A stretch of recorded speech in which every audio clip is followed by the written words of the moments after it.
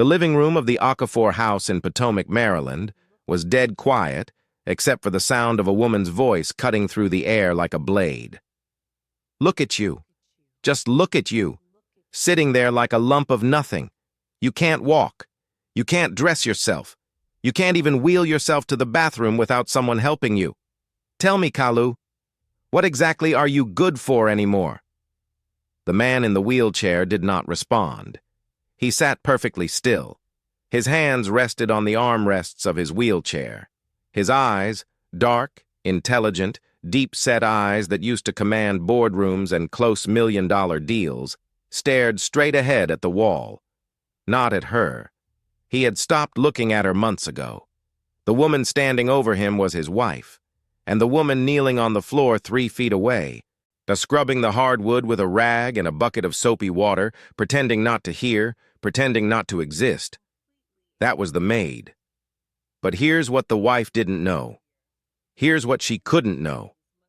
Because fate had been working in that house for months, quietly, invisibly, patiently building something that would collapse her entire world in a single afternoon. The man in the wheelchair was not as helpless as he appeared, and the maid on the floor was not who she claimed to be.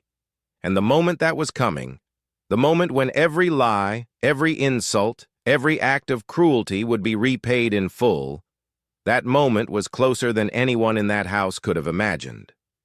This is a story about what happens when you abuse someone who has already decided exactly how and when you will be held accountable. And if you think you know how this ends, you are wrong. Because fate had written this ending a long time ago, and fate's handwriting is always a surprise. But before I take you back to the beginning, if you believe that fate always delivers justice, go ahead and subscribe to this channel right now and hit that notification bell, because every week we bring you stories where every villain falls and every humble heart gets crowned. Now let's get into it. Kalu Okafor had been a man who moved through the world like he was built for it.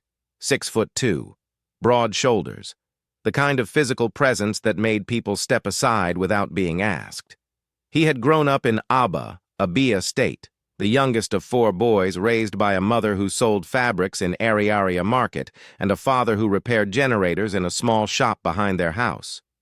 And there was no silver spoon. There was no inheritance. There was a woman who woke up at 4 a.m. every day to hustle, and a man who came home every night with engine grease under his nails and a determination that his sons would never have to do what he did. Kalu took that determination and turned it into rocket fuel.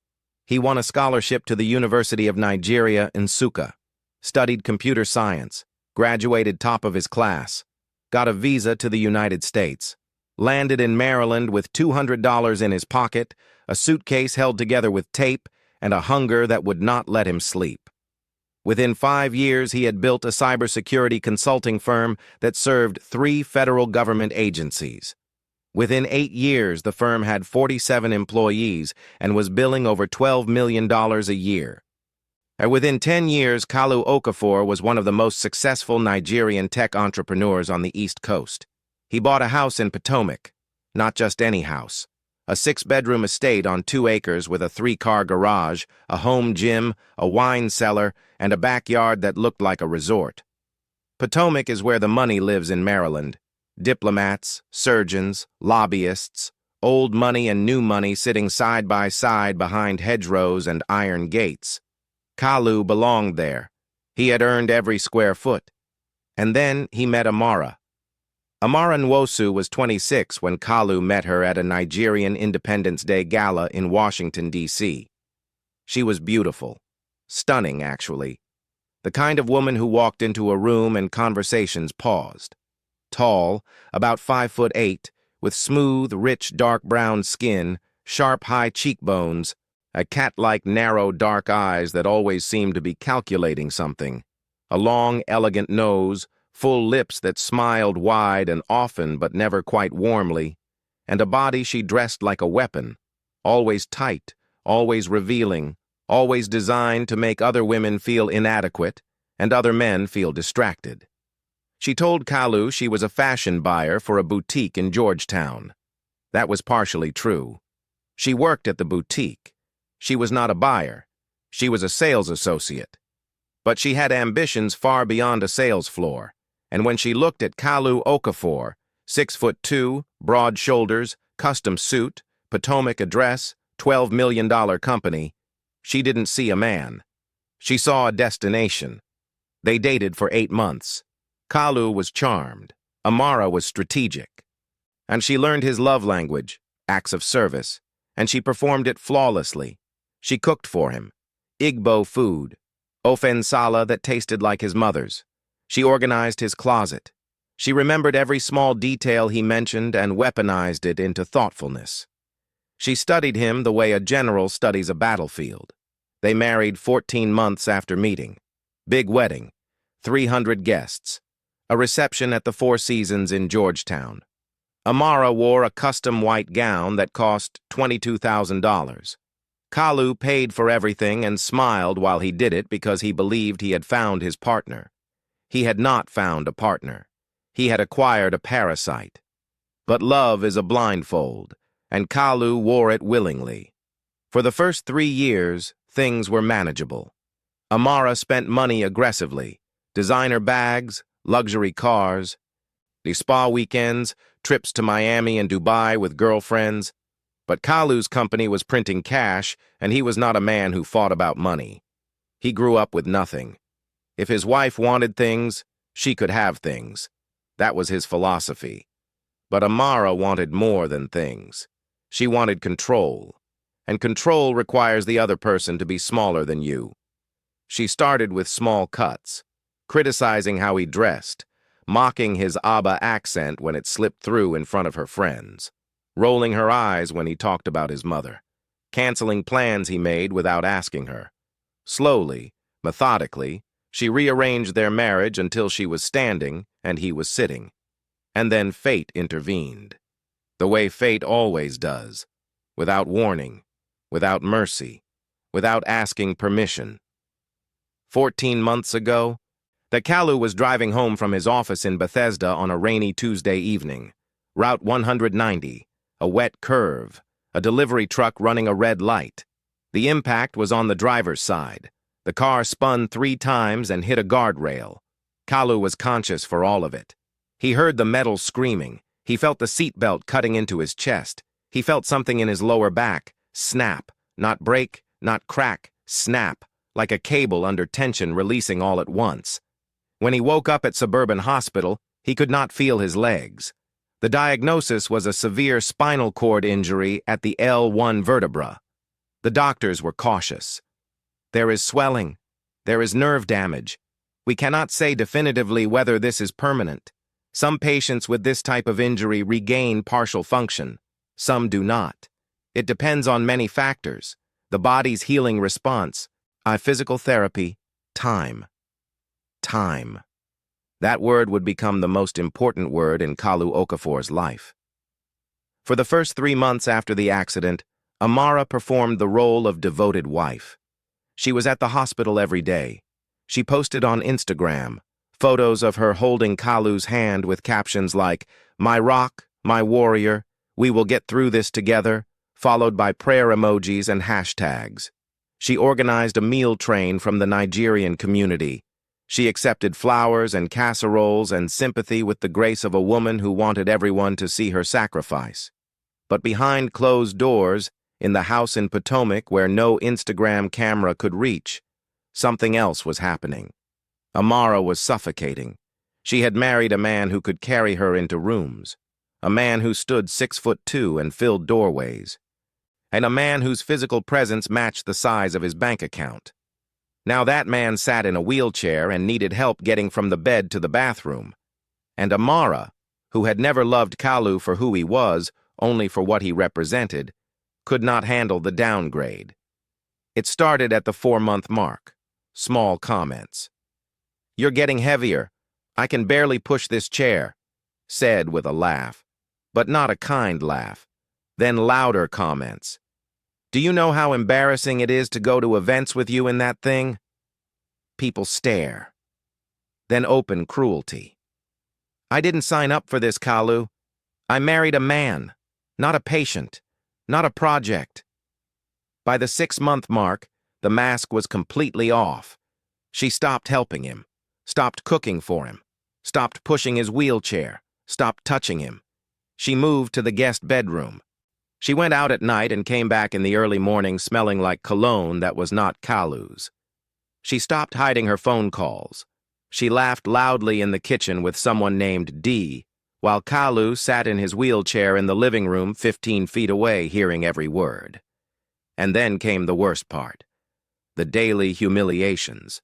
She would stand over him in his wheelchair and look down at him the way someone looks at furniture they want to throw away. "Look at you. You used to be somebody. Now what are you? You can't walk. You can't work properly. You can't do anything a man is supposed to do. You're just a chair with a body in it." She said this in front of the home health aide who came 3 times a week. The aide quit after 2 weeks because she couldn't stomach watching it. She said this in front of Kalu's business partner, in David, who visited the house one evening and left white-faced and shaking with barely contained rage. And she said this in front of the maid. The maid. This is where fate steps into the story wearing a disguise, so pay very close attention. 8 months after Kalu's accident, Amara decided she needed a full-time housekeeper. Not because the house was dirty, because she wanted someone else to deal with everything she considered beneath her: the cooking, the cleaning, the laundry, and most importantly, the task she despised most, helping Kalu with his daily needs. She posted an ad online, simple requirements. Live-in housekeeper needed. Must cook, clean, and assist disabled family member with basic care. $500 per week. 14 women applied. Amara interviewed 3. She hired the one who seemed the most invisible, and her name was Blessing Adeyemi. Blessing was 34 years old. She was short, about 5'3", with a round, gentle face, soft, warm brown skin, a shade lighter than Kalu's deep tone, wide, kind, dark brown eyes that seemed to absorb everything without judgment, a small, flat nose, full lips that defaulted to a slight, sympathetic smile, and a compact, sturdy build that suggested she was stronger than she looked. She wore her hair in simple, short twists close to her head. No makeup, no jewelry. She dressed in plain, modest clothing, solid-color t-shirts, simple skirts or pants, flat, practical shoes. She spoke softly. She moved quietly. She kept her eyes down when Amara talked to her. She said, "Yes, Ma," to everything. Amara looked at her and saw exactly what she wanted to see. A small, quiet, invisible worker who would do what she was told and witness nothing. Amara was wrong. Amara was catastrophically, irreversibly wrong, and fate was already laughing. Because Blessing Adeyemi was not a housekeeper. Blessing Adeyemi held a doctorate in physical rehabilitation medicine from Howard University. She had spent 7 years as a physical therapist, specializing in spinal cord injury recovery at MedStar National Rehabilitation Hospital in Washington, D.C. She had published 12 peer-reviewed papers on neuroplasticity and motor function recovery. She had helped over 40 patients with spinal cord injuries regain partial or full mobility. She was one of the best in her field. So why was she scrubbing floors in Potomac for $500 a week? Because of David. And David Achebe was Kalu's business partner and closest friend. They had built the cybersecurity firm together from nothing. When Kalu's accident happened, David took over daily operations of the company without hesitation. He visited Kalu weekly. He watched the situation in the house deteriorate. He watched Amara transform from a negligent wife into an openly abusive one. He watched the home health aide quit. He watched Kalu retreat deeper and deeper into silence, and he decided to do something about it. David had a cousin who worked at MedStar. That cousin knew Blessing. David called Blessing and explained the situation. "My partner is in a wheelchair. His wife is abusing him. She's isolated him from outside help. She fired the home health aide. She controls who comes into the house. But she's looking for a housekeeper. Someone who will cook and clean and take care of him while she goes out and lives her life." Blessing listened without interrupting. "I need someone in that house who can do 2 things," David continued. "First, document the abuse. Second, and this is the real reason I'm calling you, I need someone who can evaluate whether Kalu can recover. His doctors said the injury might not be permanent, but Amara has canceled every follow-up appointment. She's stopped his physical therapy. She wants him in that chair, Blessing, because a man in a wheelchair can't leave, can't fight back, can't see what she's doing with his money. Blessing asked one question. Does he want help? David paused. He doesn't know I'm doing this. He's depressed. He's given up. But I know my partner. If someone gives him a reason to fight, he will fight. That man has more strength in his silence than most people have in their loudest moments. Blessing agreed. She took a leave of absence from MedStar. She put on plain clothes. She removed her credentials from her name. She showed up at the Okafor house in Potomac with a fake resume and a real mission, and Amara hired her on the spot. Because Amara saw a maid, fate saw a weapon. Now real quick, if you are already hooked on this story, do me a favor. Drop a comment right now and tell me what you think is going to happen when Kalu finds out who Blessing really is. I want to see who guessed right by the end. And if you haven't already, smash that like button because it helps this story reach more people who need to hear it. All right, back to the story. Blessing moved into the Okafor house on a Wednesday, and the house was beautiful from the outside. 6 bedrooms, manicured lawn, 3-car garage with a white Mercedes GLE, a black BMW 7 Series, and a red Porsche Cayenne. The Porsche was Amara's, bought 6 months after Kalu's accident with his money. The neighborhood was quiet, wealthy, and completely unaware of what was happening behind the Okafor front door. Inside, the house told a different story. The main floor was immaculate. Amara kept the areas visible to guests perfect. Fresh flowers on the dining table, magazines fanned on the coffee table, scented candles, the performance of a happy home. But Kalu's world had been reduced to 2 rooms. The master bedroom on the ground floor, converted after the accident because he could no longer navigate stairs, and the living room. That was it. Bedroom. Living room. And the 12-foot hallway between them. That was the entire geography of his existence. His bedroom was functional but cold. Hospital-style adjustable bed, wheelchair charging station, grab bars in the bathroom, medical supplies on a shelf, no personal touches, no photos, no warmth. It looked like a room where someone was being stored, not where someone was living. Blessing noticed all of this within her first hour. She also noticed Kalu. He sat in his wheelchair in the living room facing the large bay window that looked out over the back lawn.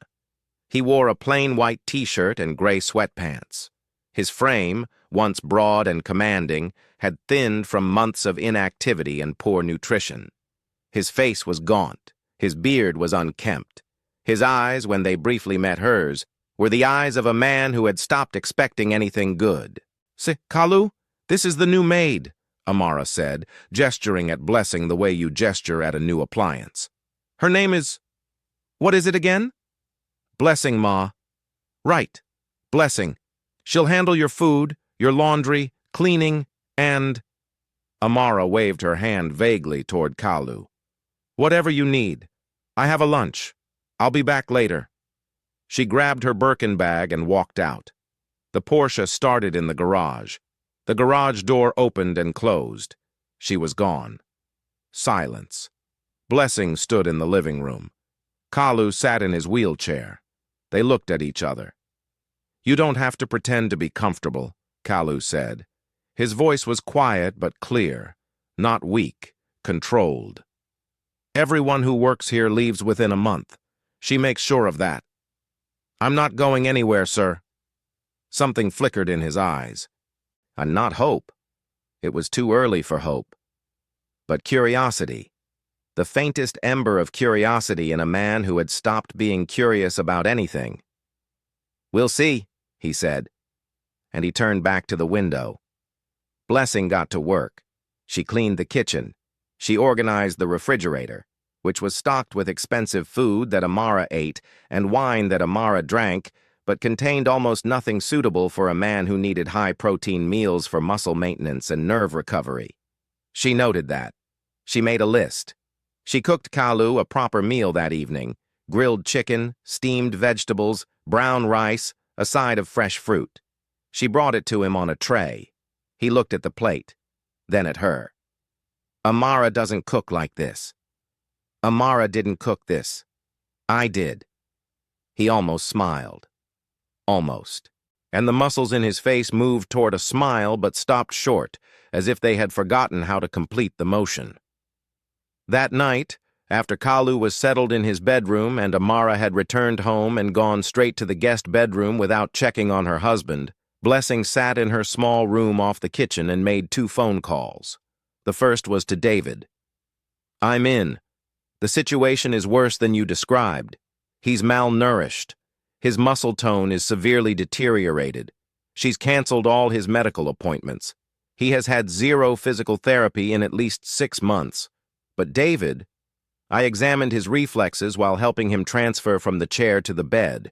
He has sensation in his right leg, faint but present. His left leg has some involuntary movement. This injury is not necessarily permanent. With proper rehabilitation, consistent therapy, and nutrition, there is a real possibility of partial recovery. Maybe more." David was quiet for a long moment. "Are you saying he could walk again?" "I'm saying I've seen patients with similar injuries walk again. It's not guaranteed. It depends on his commitment, his body's response, and time. But the window is still open. Barely. If we wait much longer, the neural pathways will close permanently." "What do you need?" "I need him to want it. I can't force rehabilitation on a man who has given up. I need to reach him first. That might be the hardest part." The second call was to her colleague at MedStar. She requested a portable assessment kit to be delivered to David's office. She would pick it up when Amara was out of the house. Fate had placed its operative inside the fortress. Now the real work began. And it took Blessing 3 weeks to reach Kalu. 3 weeks of cooking proper meals. 3 weeks of keeping his room clean and warm and human. 3 weeks of small conversations, never pushing, never prying, just being present, asking about his work, asking about his childhood in Abba, asking about his mother, and watching his face soften for the first time when he talked about her. 3 weeks of witnessing Amara's cruelty and absorbing it without reaction, the same way she needed Kalu to see her absorb it, to show him that someone could stand in the blast radius of this woman's venom and not be destroyed. Because that was the key. Kalu had not given up because of his legs. He had given up because he believed he was alone. He believed no one saw what was happening. He believed no one cared. And when a man believes that, when he believes the world has turned its back, his body follows.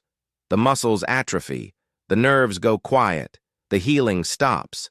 Not because the body can't recover, because the soul has stopped asking it to. Blessing needed to restart that request. On the 22nd day, it happened. Amara came home at 2 p.m. after a 3-hour lunch. She walked into the living room where Kalu sat in his wheelchair and Blessing was mopping the floor nearby. Amara was on the phone, laughing, loudly. She put the phone on speaker, deliberately, performatively, and a man's voice filled the room. "Baby, when are you coming back? I miss you already." "Soon, Dee. Let me just check on my patient." She said the word patient like it tasted sour. She looked at Kalu. "Oh, look, he hasn't moved. Shocking." The man on the phone laughed. Amara walked over to Kalu's wheelchair. She looked down at him. "Dee wants to take me to Cancun next month. I told him I might have to bring my wheelchair as carry-on luggage." She laughed. The man on the phone laughed. Kalu did not move, did not react, did not look at her. Amara leaned down close to his ear. "You know what the saddest part is, Kalu? You could die in that chair and I wouldn't even notice for 3 days." She straightened up, flipped her hair, and walked out of the room still laughing with Dee on the phone. Silence. Blessing kept mopping. Her hands were steady, but her jaw was clenched so tight she could feel her teeth grinding. She had spent 7 years working with trauma patients. She had heard terrible things. She had seen terrible things. But watching a wife say that to her husband, calmly, casually, while a man laughed on speakerphone, was something that reached a part of her professional detachment and cracked it. She looked at Kalu. He was still staring at the wall, but something was different. His hands on the armrests of the wheelchair were no longer resting. They were gripping. His knuckles were pressed white against the padded armrests. His jaw was clenched. A vein in his temple was visible. And his eyes, those deep-set, dark, intelligent eyes, were not empty anymore.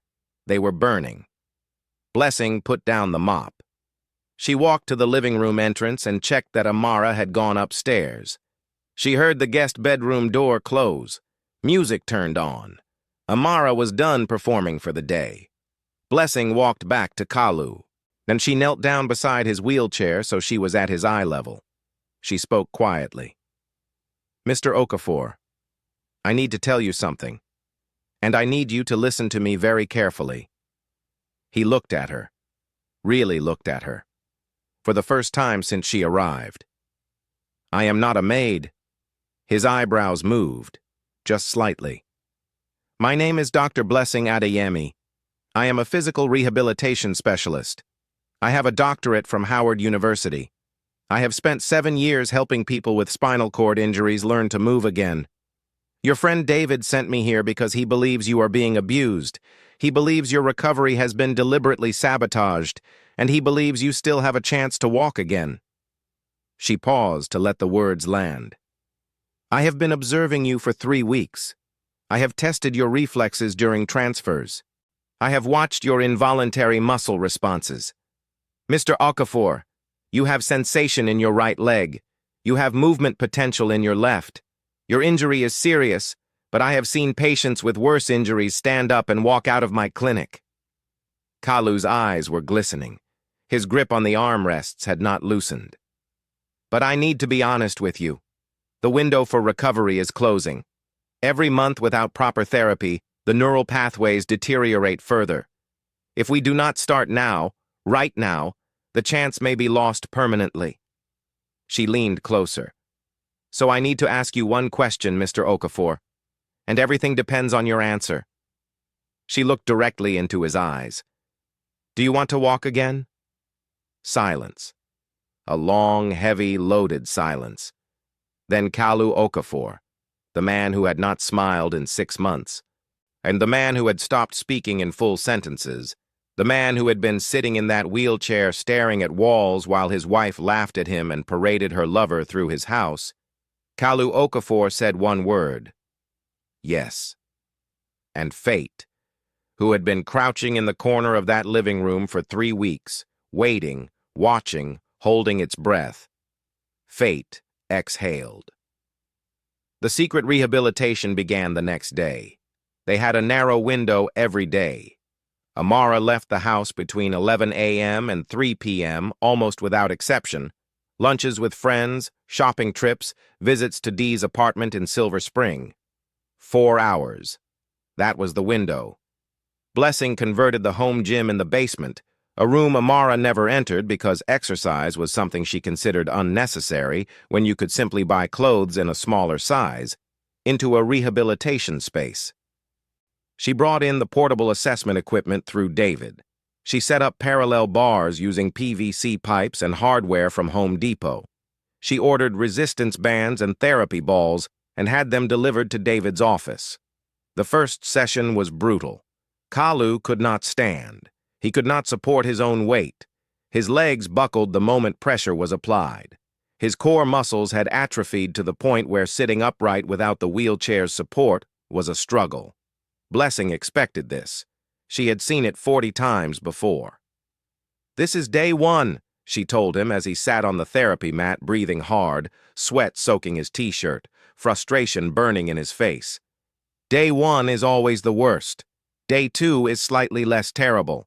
Day 30, you will not recognize yourself." Kalu looked at her with an expression she had seen on every patient she had ever worked with, the expression of someone who wants to believe but is terrified of hoping. What if it doesn't work? Then you will be a man who tried, and that is infinitely more than a man who didn't. He nodded. They continued. Day 7. Kalu could sit upright on the mat without support for 45 seconds. Day 14. He could feel pressure applied to both feet. He could wiggle the toes on his right foot. Day 21. Standing between the parallel bars for 8 seconds before his legs gave out. Day 30. Standing for 30 seconds. Assisted. Trembling. But standing. The progress was not linear. There were bad days. Days where nothing worked. Days where his body refused. And days where the pain was so intense that Kalu gritted his teeth until Blessing could see the veins in his neck. Days where he wanted to quit. But Blessing would not let him quit. Not because she was cruel, because she knew something Kalu was still learning. That his body could do this. The signals were there. The nerves were firing. The pathways were rebuilding, slowly, painfully, but they were rebuilding. And through all of this, every single day, Amara continued her performance upstairs. Unaware, oblivious, spending Kalu's money, laughing with D on the phone, coming home at night smelling like another man's cologne and walking past her husband's room without even glancing inside. She had no idea that directly below her feet, in the basement she never visited, her husband was learning to stand. A fate was building something in that basement, and Amara was dancing on the floor above it. Now there was another layer to this that Amara did not know about, and this is where the story gets even darker. David, Kalu's business partner, had been running the company solo since the accident. He had full access to the company financials. And 3 months into Blessing's mission, David found something that made his blood run cold. Money was missing. Not small amounts. Significant amounts. Over the past 12 months, approximately $650,000 had been transferred from Kalu's personal accounts into an account that David did not recognize. He traced the account. It was in Amara's maiden name, Amara Nwosu. She had been siphoning Kalu's money systematically since the month after his accident. While he sat in his wheelchair. While she mocked him. While she told him he was nothing. She was draining his accounts with the methodical precision of someone who had planned this from the moment the doctors said he might not walk again. David brought this information to Kalu during one of Blessing's therapy sessions in the basement. Kalu looked at the printed bank statements, page after page of transfers. His face did not crumble. It did not collapse. It went still. Perfectly. Terrifyingly still. The face of a man who has just been handed the final piece of a puzzle he didn't know he was solving. How much? His voice was flat. $650,000 over 12 months. And she's been making purchases on your credit cards on top of that. The Porsche, jewelry, trips. And the total damage is closer to $900,000. Kalu set the papers down on the therapy mat. I want a lawyer. I already have one. Eleanor Williams, Georgetown Law. She specializes in marital fraud and asset protection. She's ready when you are. I'm ready now. And right there, in the basement of his own house, sitting on a therapy mat, with his legs trembling from the morning's exercises, Kalu began building his case. Blessing documented the abuse. She had been keeping a log since her first day. Date, time, what was said, what was done. She had recordings, audio captured on her phone during Amara's worst tirades. She had photographs of Kalu's living conditions, the sparse medical supplies, the empty refrigerator, the canceled therapy appointments. David provided the financial evidence, bank statements, but transfer records, credit card bills, the shadow account in Amara's maiden name. Eleanor the lawyer reviewed everything and said 5 words. This woman is going down. But Kalu wanted more than a legal victory. He wanted Amara to feel exactly what she had made him feel. Not through cruelty, Kalu was not cruel. through truth. He wanted the truth delivered in a place she could not hide from it and in a way she could not deny. And that is when the plan for the family gathering was born. Hold on. Before I reveal what happened next, if this story has had you glued to your screen, hit that like button right now. And if you are not subscribed yet, what are you waiting for? Subscribe and turn on notifications so you never miss a story. Because what happens next is the part nobody saw coming. By month 5 of Blessing's secret therapy, Kalu could stand independently for 3 minutes. He could take 4 steps with a walker. His right leg was bearing weight. His left leg was responding to commands intermittently. Sensation had returned to both legs almost fully. By month 6, Kalu could walk across the basement, slowly, with focus, with effort. But he could walk, 12 steps, then 20, then across the full length of the room. The first time he walked 20 steps without support, he stopped, stood in the middle of the basement and cried, not from pain, from remembering what it felt like to be vertical, to look at the world from 6'2" instead of 3'6" in a wheelchair.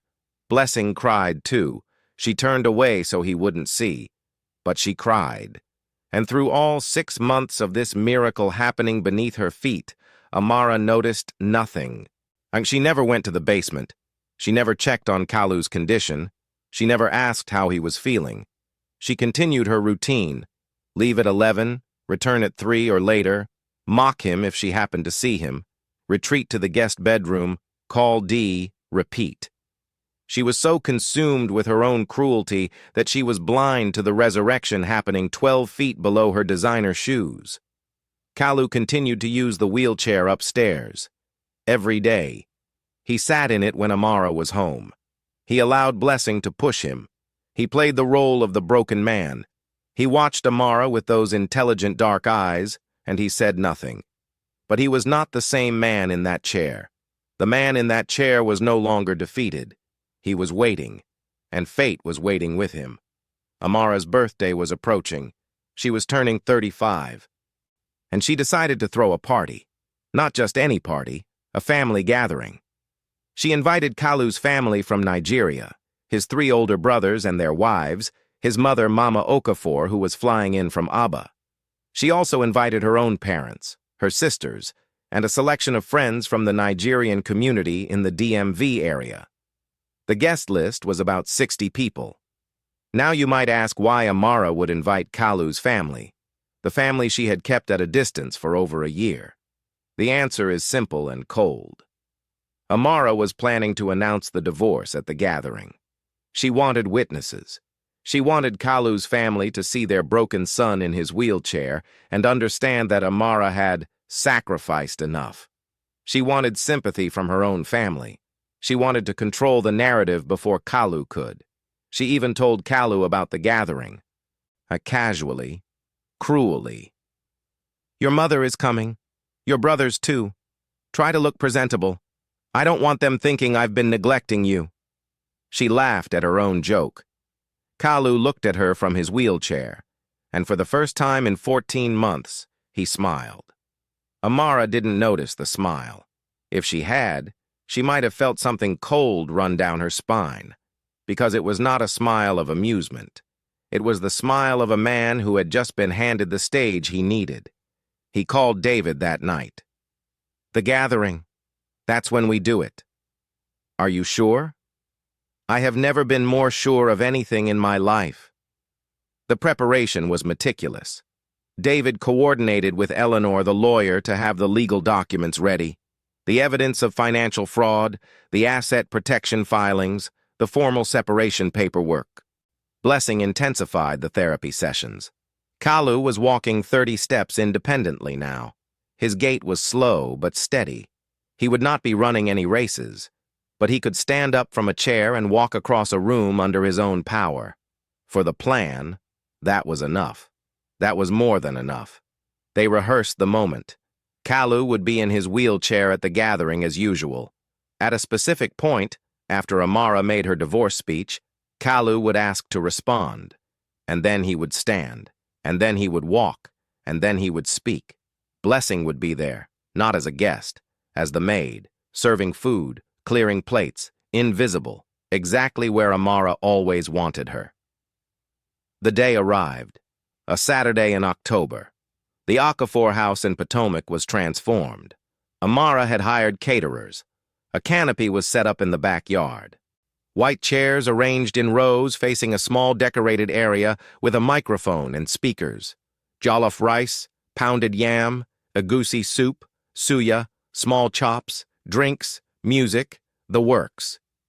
The guests arrived between 2 and 3 p.m. Kalu's 3 brothers, Chukwudi, Obinna, and Namdi, arrived first with their wives. They hugged Kalu carefully, fighting to keep their faces composed as they saw the state of him.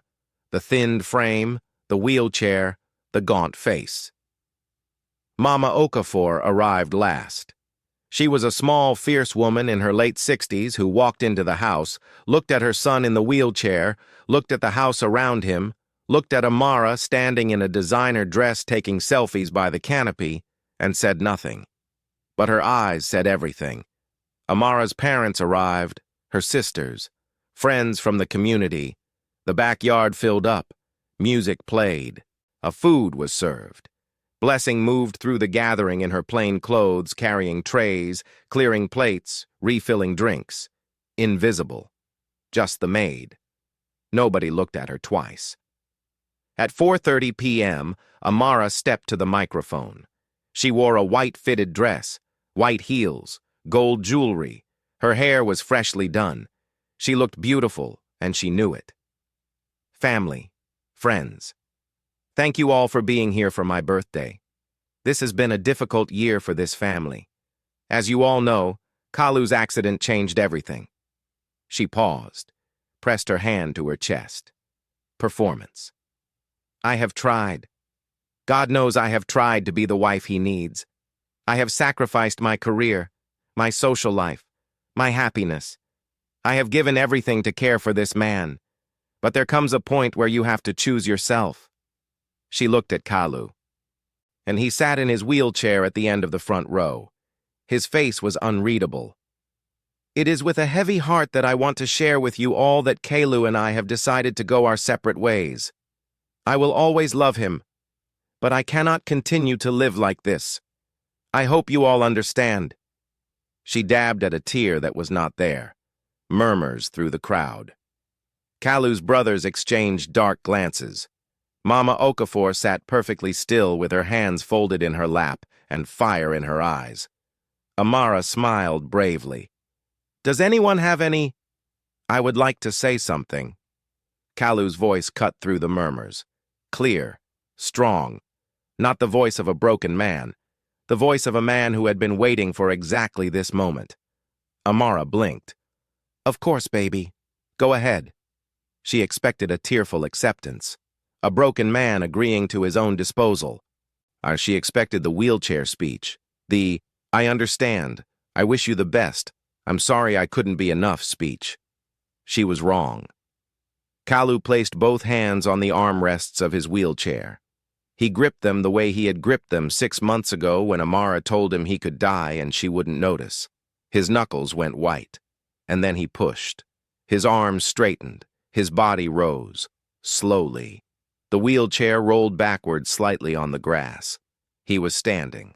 6 foot 2, standing. The crowd went silent. Not quiet. Silent.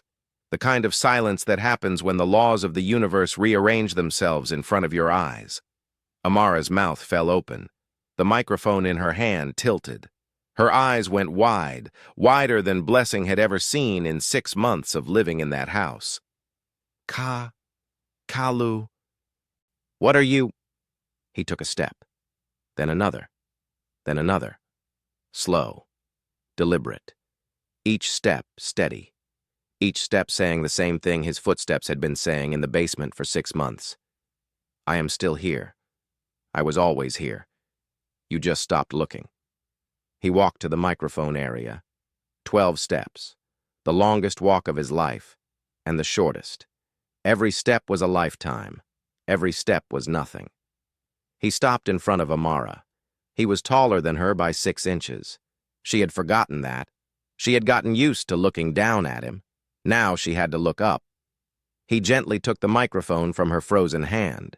He turned to face the gathering. "My family, my friends, thank you for being here. I have something to share with you today, too." His voice was steady, controlled, the voice of a CEO addressing a board, and the voice of a man from Abba whose mother sold fabric and whose father repaired generators and who had built a $12 million company from nothing. "For the past 14 months, my wife has told me I am nothing. She has told me I am half a man. She has told me I could die in my wheelchair and she would not notice for 3 days. She said these things in front of caregivers who quit because they couldn't watch. She said them in front of my business partner. She said them in front of the woman standing right there." He pointed at Blessing. Every head turned.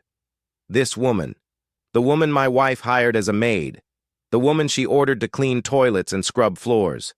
This woman is Dr. Blessing Adeyemi. She holds a doctorate from Howard University. She is one of the leading physical rehabilitation specialists in the Washington, D.C. area.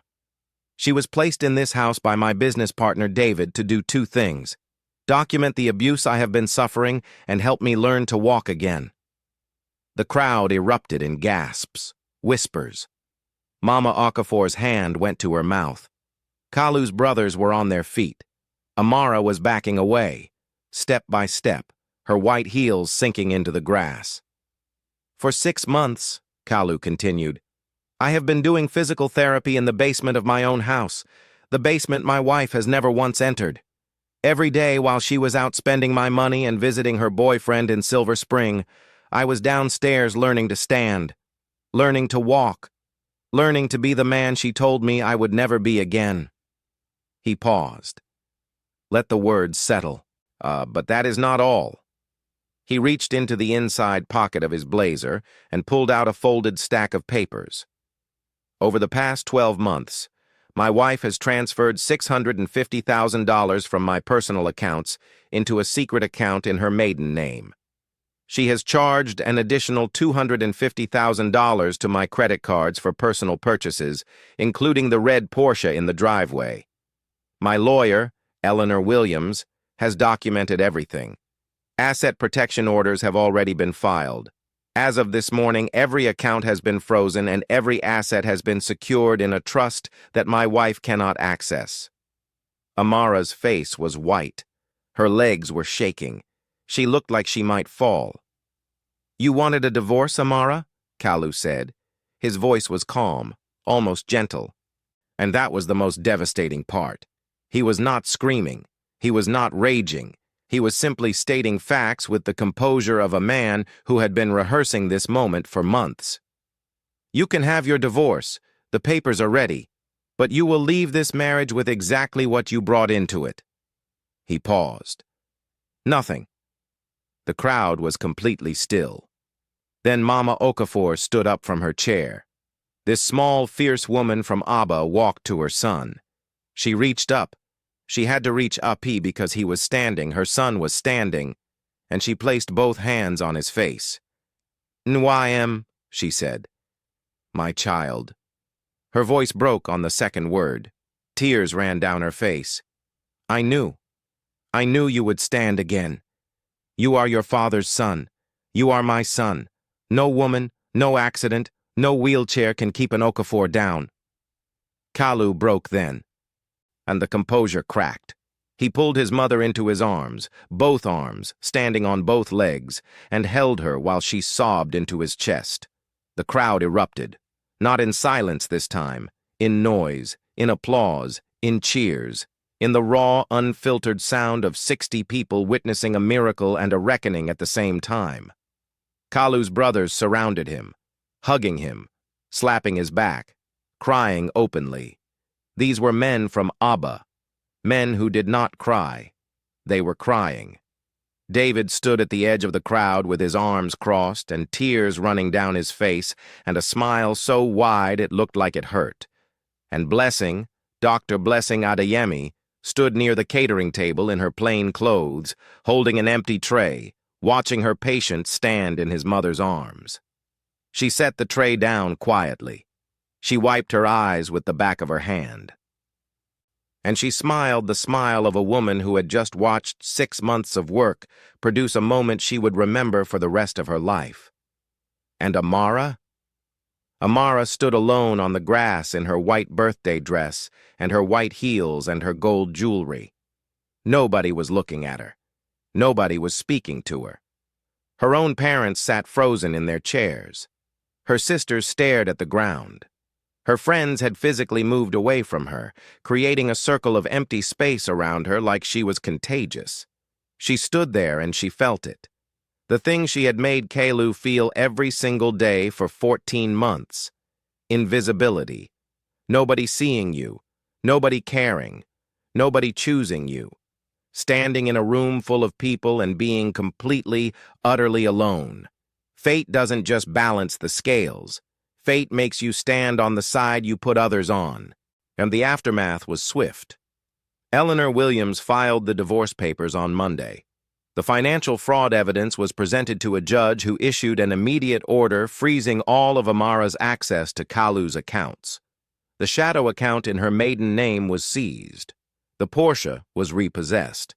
The jewelry purchased with Kalu's credit cards was cataloged for recovery. Amara retained a lawyer. Her lawyer reviewed the evidence, the bank statements, the recordings of verbal abuse, Blessing's documented log, David's financial audit, and reportedly told Amara, "Mrs. Okafor, I strongly advise you to settle. If this goes to trial, you will not just lose, you will be destroyed." Amara settled. She left the Potomac house with her clothes and nothing else. She moved into a one-bedroom apartment in College Park. Her parents, humiliated, I returned to Nigeria without speaking to her. Her sisters cut contact. Her friend circle, which had been built entirely on the foundation of Kalu's money and the lifestyle it provided, evaporated overnight. D, the boyfriend from Silver Spring, disappeared the moment he learned there was no more money. Amara called him 14 times the week after the gathering. He answered none of them. And Kalu? Kalu continued his rehabilitation. Blessing stayed on, not as a maid, as his physical therapist, formally hired through MedStar with full compensation.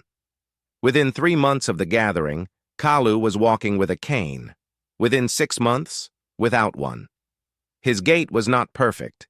It might never be perfect. But he was vertical. He was moving. He was alive in a way he had not been alive since the accident. He returned to his company, and not full-time. David continued to manage daily operations. But Kalu was in the office 3 days a week, taking meetings, making decisions, rebuilding the thing he had built from nothing the first time. Mama Okafor stayed in Potomac for 2 months after the gathering. She cooked for her son every day. Ofensala, egusi, abacha, the food of home, the food that heals. On her last night before flying back to Aba, she sat with Kalu on the back porch, looking at the yard where 60 people had watched him stand. "That woman was a test," Mama Okafor said. "Fate was testing you, not with the accident. The accident was just the wind. She was the test. Could you survive being married to someone who wanted you broken? Could you find your strength when the person who was supposed to be your strength was your greatest enemy?" Kalu looked at his mother. "And the maid?" he asked. Mama Okafor smiled. The maid was fate's answer. Fate always sends the answer before the question destroys you. You just have to be patient enough to recognize it. Kalu looked out at the yard. The chairs were gone. The canopy was gone. The microphone was gone. It was just grass and sky and the quiet sound of evening in Potomac. "I almost gave up, Mama." Almost is not the same as actually. Almost means you were still fighting, even when you didn't know it. She held his hand. He held hers. A mother and her son sitting on a porch in Maryland, 6,000 miles from Aba, connected to something that no accident, no cruel wife, and no wheelchair could ever break. If this story touched you, hit the like button right now. It costs you nothing, but it means everything for this channel. Drop a comment and tell me, would you have forgiven Amara or would you have pressed charges? I want to hear your honest answer. Share this video with someone who needs to hear this message today. And if you are not subscribed yet, join the family right now. We drop new stories every single week where fate always keeps the score. Hit subscribe, hit the bell. I promise you the next story will hit even harder than this one. 3 lessons before this story closes. First, never underestimate a person in their lowest moment. Kalu was in a wheelchair. He was mocked. He was robbed. He was abandoned by the one person who swore before God to stand with him. And from that wheelchair, in a basement, and with a physical therapist disguised as a maid, he rebuilt himself. The lowest moment is not the end of the story. It is the plot twist the audience hasn't reached yet.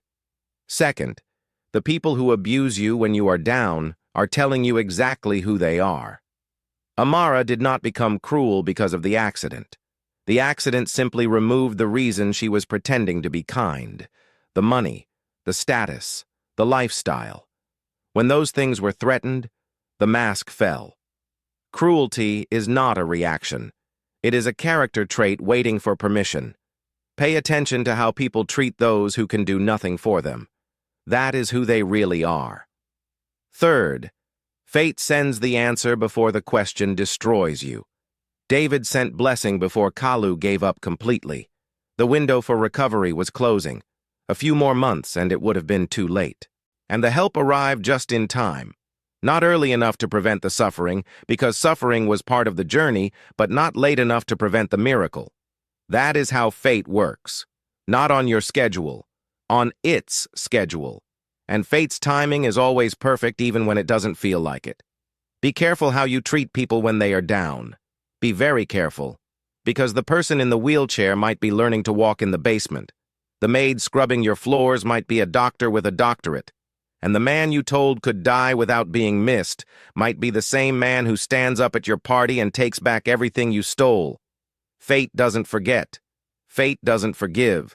And fate, as Amara learned on a Saturday afternoon in Potomac, Maryland, fate never, ever misses.